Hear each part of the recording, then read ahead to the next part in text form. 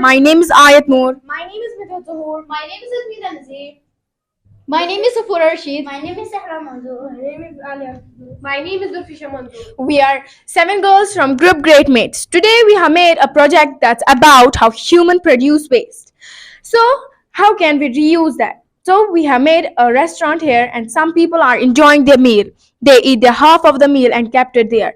Now, how can we reuse that? We can give it to the beggars. Now they move to the park and they are eating their food. They are throwing the waste in the park. When the cleaner comes, he says we should not throw the waste in parks because it gets dirty. We should always throw it into the dustbins. Now here are 3 dustbins. First one is dry waste and second one is wet waste and third one is e-waste. What means e-waste? E-waste means electronic waste. This is an electronic waste.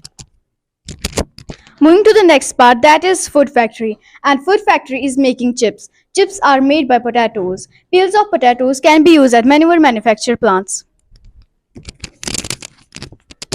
Now, how can we reduce, reuse and recycle the leftover food? First, reduce. Reduce means to generate or produce less waste. We can reduce the leftover food by buying the food items in the required quantities and avoid unnecessary cooking. Second is reuse. Reuse means to use the same item repeatedly instead of throwing it away after one use. In reuse, the food that is left over at home can be dumped into a compost pit and converted into manure, which can be used instead of chemical fertilizers. Third is recycling.